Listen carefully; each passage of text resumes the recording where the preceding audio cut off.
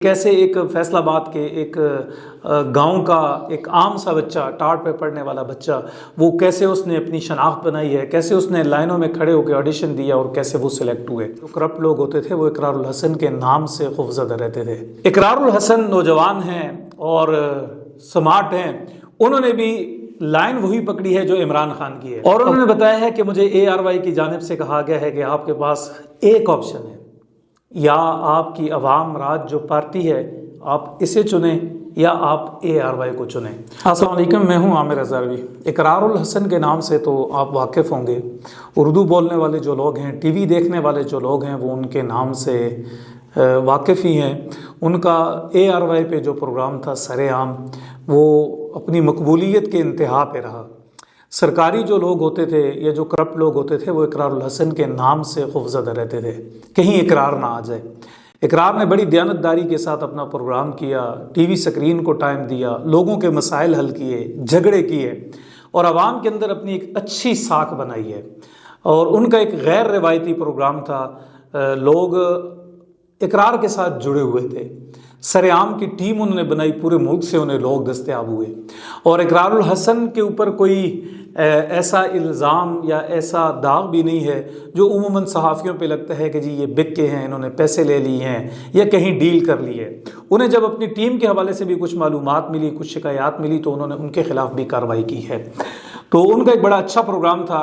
कल उन्होंने अपने YouTube चैनल पे, अपने अकाउंट पे, जो X का अकाउंट है उनका, उस पे उन्होंने बताया है कि मेरा 21 साला जो ARY के साथ रफ़ाकत का सफ़र था वो ख़त्म हो गया है। और उन्होंने कहा जी मैं बड़ी बोझिल दिल के साथ ही ये अपने लोगों को बता रहा हूँ। फिर उन्होंने ARY के जो मालिक हैं उनकी बड़ी तारीफ़ की है। मुझे अच्छा लगा है कि रुखसती के जो आदाब होते हैं इकरारुल हसन उनसे वाकिफ़ हैं। उन्होंने कोई ऐसी बात नहीं की जो कमज़ोर हो या ऐसी हो जैसे हम कहें कि ये नहीं करनी चाहिए थी। उन्होंने बड़े अच्छे तरीके से अपने मालिकान जो थे उनका तज़किरा किया और जो उनको सपोर्ट मिली। फिर उन्होंने अपना माजी दोहराया कि कैसे एक फैसलाबाद के एक गांव का एक आम सा बच्चा, टाट पे पढ़ने वाला बच्चा, वो कैसे उसने अपनी शनाख्त बनाई है, कैसे उसने लाइनों में खड़े होकर ऑडिशन दिया और कैसे वो सिलेक्ट हुए। और उन्होंने बताया है कि मुझे ARY की जानिब से कहा गया है कि आपके पास एक ऑप्शन है, या आपकी अवाम राज जो पार्टी है आप इसे चुनें या आप ARY को चुनें। तो उन्होंने कहा है कि मैंने ARY को छोड़ा है और अवाम राज पार्टी को चुना है। और फिर उन्होंने ये भी कहा है कि मैं एक मुतवस्सित घराने से ताल्लुक़ रखता हूँ, मेरा जो कोई फैमिली बैकग्राउंड है वो इतना तकड़ा नहीं है, तो मुझे नहीं पता कि मुस्तकबिल में हमारे साथ क्या होगा, लेकिन ये है कि मैं कौम के बच्चों के लिए अपने बच्चों का मुस्तकबिल दाव पे लगा रहा हूँ। तो उन्होंने ARY से इस्तीफ़ा दिया और अवाम राज पार्टी की बुनियाद पे कि भाई मेरा मुस्तकबिल जो है वो अवाम राज पार्टी है। मुझे इकरारुल हसन की नेकनीयती, उनके मिजाज, उनकी सारी चीज़ों पे कोई डाउट नहीं है, यानी एक अच्छे इंसान हैं और अच्छा काम उन्होंने किया है। ये अलग बात है कि उनकी सहाफ़त से हम मुत्तफ़िक नहीं है, ये तरीका नहीं है सहाफ़त का, लेकिन चलें ठीक है, उनको अल्लाह ने एक इज़्ज़त दी है, शोहरत दी है, नाम दी है। इकरारुल हसन वाकई वो अपनी अवाम राज पार्टी के साथ मुखलिस हैं। मुझे कल से लगा, पहले तो मुझे लगा शायद ये शुगल लगा रहे हैं। एक तरफ उनका अपना YouTube का चैनल भी है, वो भी जारी है, और कभी वो एक के साथ पंगा करते हैं, दूसरे के साथ ARY पे उनका प्रोग्राम भी जारी है। तो चलें ये शौक़ है जी, इनका ये शौक़ है तो पूरा करते रहें कि मैं भी एक लीडर हूँ, मेरी भी एक जमात है। लेकिन जब उन्होंने अपना ARY से इस्तीफ़ा दिया तो मुझे लगा कि ये शुगल नहीं लगा रहे। बहरहाल ये अपनी जो पार्टी है, इनका जो काज है, इनका जो मिशन है, ये इसके साथ मुखलिस हैं। तो अच्छी बात है, मुल्क के अंदर कोई भी शख्स सियासी पार्टी बना सकता है, वो बात कर सकता है, जमहूरियत है, नौजवानों को अपील कर सकता है कि भाई आप मेरे साथ जुड़ें। लेकिन इकरारुल हसन माजरत के साथ जो लाइन ले रहे हैं वो लाइन इमरान खान वाली है। यानी इस मुल्क के अंदर तब्दीली का नारा इमरान खान ने लगाया, उसने नौजवानों को अपने साथ किया। नौजवान इमरान खान के पीछे चले और जज्बाती हद तक, पागलपन की हद तक लोग इमरान खान के साथ हैं। इकरारुल हसन नौजवान हैं और स्मार्ट हैं, उन्होंने भी लाइन वही पकड़ी है जो इमरान खान की है। अब वो मुखालफत तो करते हैं, وہ عمران خان کی مخالفت بھی کرتے ہیں، وہ نواز شریف کی بھی کرتے ہیں، زرداری بھی کرتے ہیں، لیکن نعرے جو لگا رہے ہیں وہی عمران خان والے ہیں۔ مثلا عمران خان تبدیلی کی بات کرتے تھے، اقرار نے بھی تبدیلی کی بات کرنا شروع کر دی، جی تبدیلی ہونی چاہیے۔ وہ کہتے تھے کہ مورسی یہ جو سیاست ہے یہ نہیں ہونی چاہیے، خان یہ کہتے تھے، اور اقرار نے بھی یہی باتیں کرنا شروع کر دی۔ وہ زور کے ساتھ یہ نعرہ لگاتے تھے، جی کل آپ کے بچے مریم کے بلاول کے غلام ہوں گے، اور آج وہ بھی یہی نعرہ لگا رہے ہیں، جی کل آپ کے بچے بھی ان کے غلام ہوں گے۔ وہ کہتے تھے جی متوسط طبقے کو میں نمائندگی دوں گا، اقرار بھی یہی بات کر رہے ہیں کہ میں متوسط طبقے کو نمائندگی دوں گا۔ عمران خان نے یہ نعرہ لگایا تھا کہ اسمبلیوں کے اندر عام لوگ جائیں گے اور میں یہ جو ہے یہ نظام ٹھیک کر دوں گا، فلاں کروں گا، یہ کروں گا۔ اقرار الحسن بھی ساری وہی باتیں کر رہے ہیں۔ اگر اقرار نے بھی وہی باتیں کرنی ہیں جو عمران خان کر چکے ہیں، تو پھر یہ وہی جانوروں کی وہ جو چارہ چبانے والی وہ گلی جس کو بولتے ہیں، یہ تو وہی ہے کہ وہ چبائی ہوئی بات کو دوبارہ چبا رہے ہیں۔ اگر اقرار یہ چاہتے ہیں کہ مجھے یہ جو سیاست کے اندر خلا ہے، تو اسے ایک تو خواہ مخواہ کے لڑائی جھگڑوں سے گریز کرنا چاہیے۔ کم از کم آپ نوجوانوں کے ساتھ نہیں لڑ سکتے۔ آپ نے نوجوانوں کو جو ویسے ہی اپنا دشمن بنا لیے، آپ تنقید ضرور کریں، لیکن یہ دیکھیں کہ ان کا لیڈر اس وقت جیل میں ہے۔ میں خود عمران خان پہ سخت تنقید کرتا ہوں، اور ہمیں کبھی ان کے حوالے سے کوئی ایسی بات نہیں لکھی، لیکن ایک تو انہیں نوجوانوں کے ساتھ ٹکر خواہ مخواہ نہیں لینی چاہیے۔ لوگ عمران خان کو مانتے ہیں، ان کا لیڈر اندر ہے، آپ اپنی بات کریں، لیکن اس حد تک نہ جائیں کہ ایسے لگے کہ جیسے آپ ان کے دشمن ہیں۔ یہ دشمنی والا ماحول نہ بنائیں۔ اور دوسرا، یہ مورثیت کے نعرے، یہ بلاول کے نعرے، یہ فلاں، یہ نعرے پرانے ہو چکے ہیں۔ آپ کو دو چیزیں دیکھنی ہوگی۔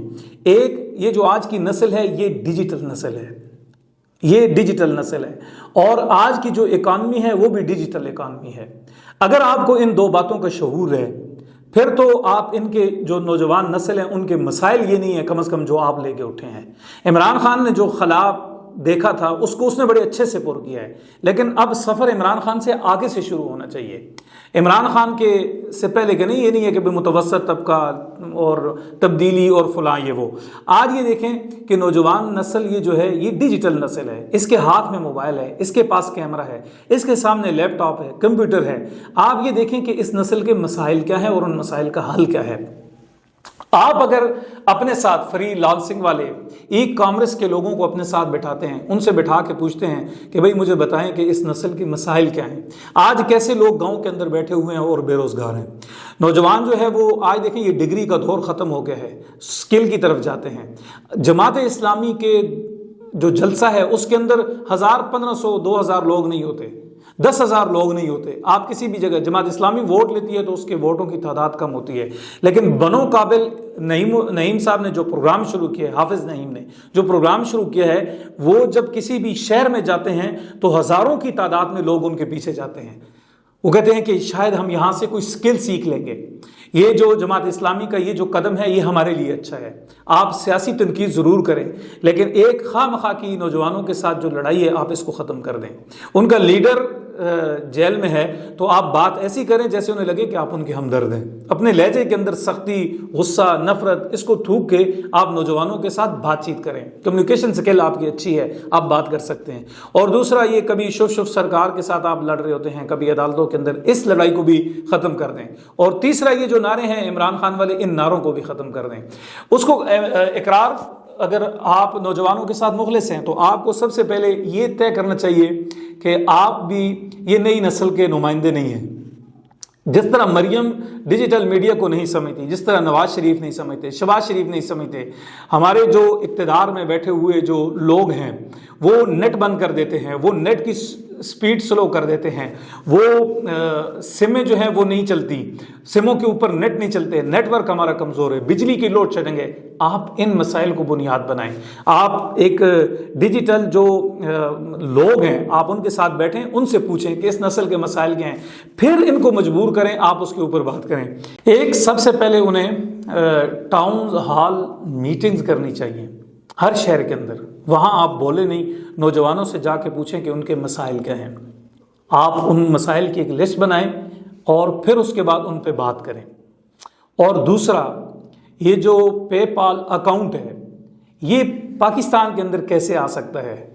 اور یہ جو برآمدات کے ذریعے جو پیچیدہ قوانین ہیں ان کا خاتمہ کیسے ہو سکتا ہے، اور نوجوان اپنے ملک کے اندر بیٹھ کے پیسہ کیسے کما سکتا ہے۔ آپ تقریر نہ کریں، آپ لوگوں کو سنیں، آپ نوجوانوں کے مسائل سنیں، اور پھر یہ دیکھیں آپ بلوچستان جاتے ہیں تو یہ نہیں ہے کہ آپ لاہور والی تقریر بلوچستان میں کر رہے ہیں، یہ نہیں ہے کہ آپ بلوچستان والی تقریر اٹھتے ہیں اور وہ وزیرستان آ کر کرتے ہیں، یہ نہیں ہے کہ آپ وہ ہزارہ میں آ کے کرتے ہیں، وہ کراچی میں جا کر، ہر جگہ کے مسائل الگ ہیں۔